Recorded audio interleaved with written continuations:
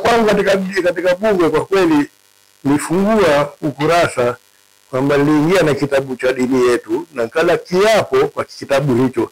Sikujua kwamba kile kilikuwa ndio kitabu cha mwanzo katika bunge la Jamhuri ya Muungano.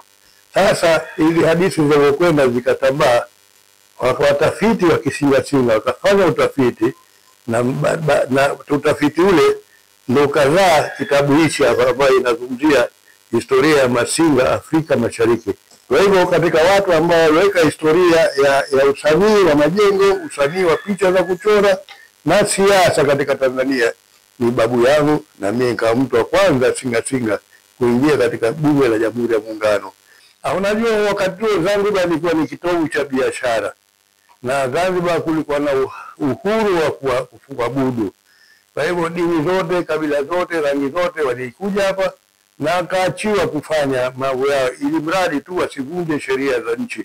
Kwa kweli hapo ndo makabila mengine, dini nyingine zilishamiri sana hapa, na kwa bahati mbaya baadaye hawa sijui kilichoondosha, lakini polepole wameondoka. Hivi sasa hivi hao maparisi nakwambia kwa wawili tu hapa Zanzibar, na Singasinga Mzanzibari mimi ndio wa mwisho. Kwa kweli nitapoondoka mie nafikiria Zanzibar haitakuwa na Singasinga hata dawa.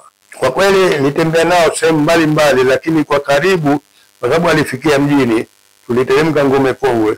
Ile sehemu ya mbele ya Ngome Kongwe, kwa taarifa yenu, ile sehemu ilikuwa imechorwa na babu yangu, na nyumba ya kulea watoto pale tunaiona ile, na mali zilikuwa nyumba asili zilikuwa mbili tu chini pale.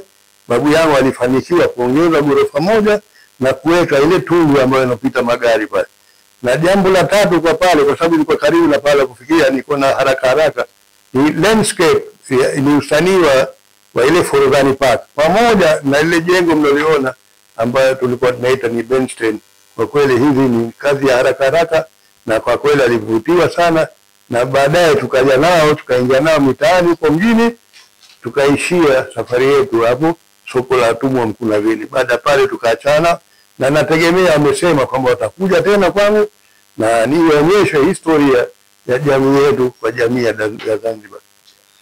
Unajua upande wa serikali kwa kweli nilijitahidi sana, kwa sababu ujumbe ulikuwa mzito, na nilizungumza na mtu sitaki kumtaja jina. Kwa kweli nikaambia inakaa miezi miwili nyuma huko kwamba ingewezekana vizuri angalau ujumbe ukaonana na waziri hapa au labda na rais wa nchi, kwa sababu mule katika ujumbe kuna rais wao ambao kaja, lakini kuna kiprotokoli ingekuwa vizuri ujumbe huu ukakaa na rais wa Zanzibar.